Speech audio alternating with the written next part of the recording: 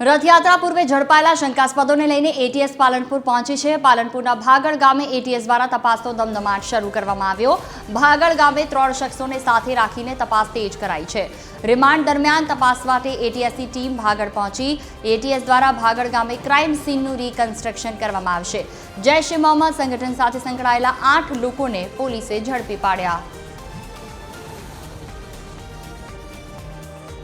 ATS द्वारा भागड़ गामे crime सीनનું reconstruction કરવામાં આવ્યું।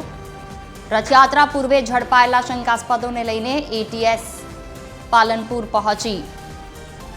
ક્યાંથી આવ્યા હતા, કયા ઈરાદે આવ્યા હતા, તમામ બાબતોને લઈને પૂછપરછ કરવામાં આવી અને તે બાદ ઘટનાનું રીકન્સ્ટ્રક્શન કરાવવામાં આવ્યું। રિમાન્ડ દરમિયાન તપાસ માટે એટીએસની ટીમ ભાગળ પહોંચી છે। ટીવી 13 ગુજરાતી પર એક્સક્લુઝિવ દ્રશ્યો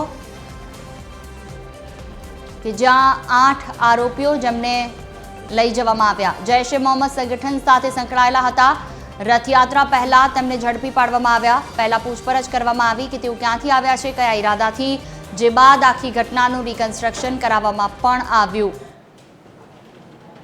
વધુ માહિતી સાથે સંવાદદાતા વિક્રમ ફોન લાઈન પર જોડાયા છે। જી વિક્રમ, ક્યારની આ ઘટના, રીકન્સ્ટ્રક્શન કરાવવામાં આવ્યું, કેટલા કલાક ચાલ્યું, શું વિગતો?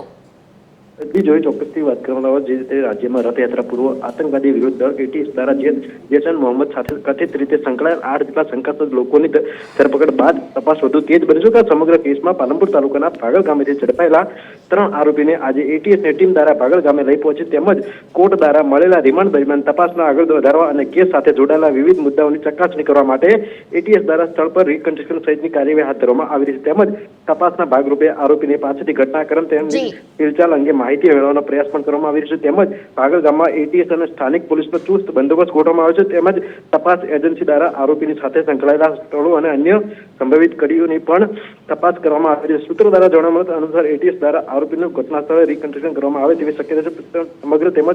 સમગ્ર કાર્યવાહી દરમિયાન એટીએસ તરફથી સત્તાવાર રીતે વધુ વિગતો જાહેર કરવામાં આવે તેવી નથી, પણ તપાસ પૂર્ણ બાદ થયા બાદ સમગ્ર મામલે વધુ માહિતી મળે તેવી શક્યતા હજુ પણ આરોપીને પોતાના ઘરમાં તપાસ ચાલુ છે અને બીજા પણ 2 જે બનાસકાંઠાના ભાગળ ગામમાં છે એમના ઘરે પણ તપાસ કરવાની બાકી છે। જી જોઈ તમામ જાણકારી બદલ આભાર।